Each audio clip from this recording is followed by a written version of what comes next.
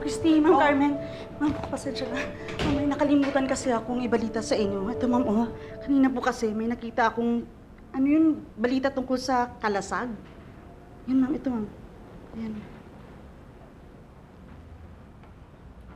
Naglabas ng statement ang militar tungkol sa classified action na isinagawa kamakailan laban sa kapatiran laban sa abusado't ganid o kalasag. Nasupil di umano ng mga militar ang kilusan matapos nilang sugurin ang kuta ng mga ito. Kabilang sa mga namatay sina Esmeralda Bunyi alias Conejo, Miguel Ferrer alias Aso, at Ruben Estacio alias Pagong. Si Leon. Bakit hindi nila sinabi si Leon? At hindi nila binanggit si Leon? Nakatakas di umano ang leader ng grupong kinilalang si Leonardo Lozano alias Leon at kanang kamay nitong si Argel Reyes alias Alakdan. Kasama ang ilan pa nilang kasamahan, hindi tumitigil ang militar sa paghahanap. No! No! No! No! No! Wala yan siya!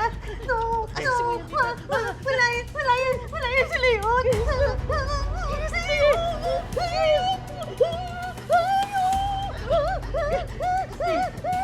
Christy!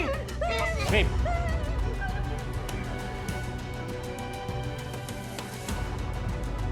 Oh, oy.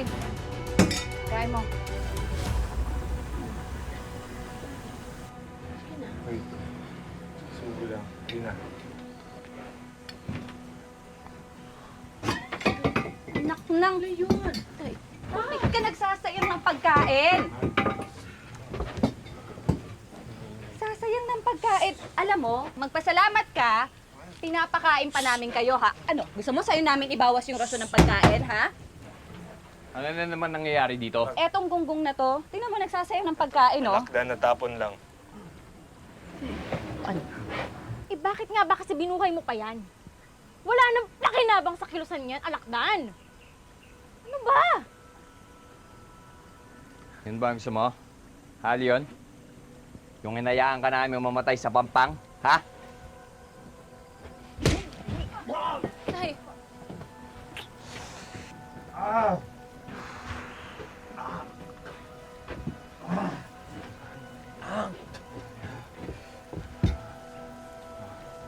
Yan ba gusto mo? Ha?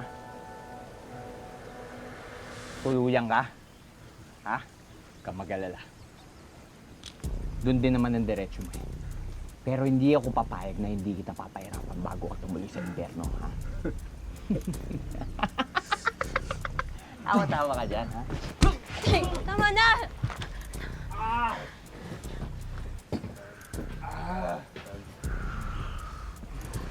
Ano ba dyan?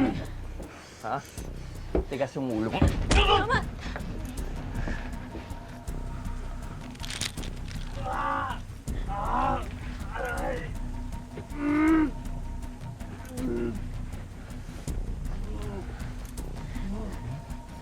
Tama na!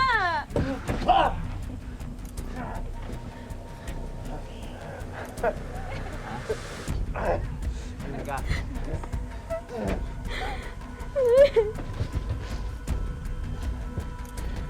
Alak na.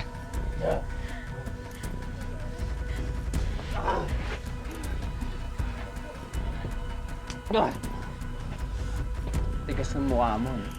Ha? Huwag kayo ng bagong pagkain, ha? Huwag nyo kaya magutom yan.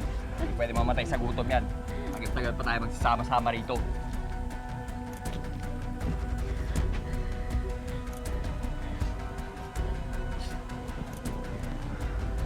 Ano, Leon? Masakit ba?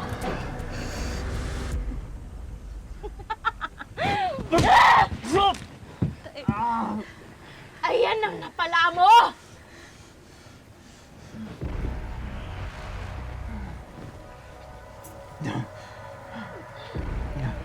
Nay, okay ka lang?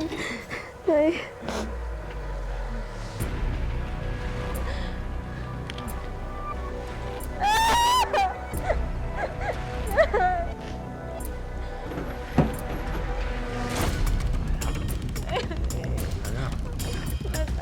Anak!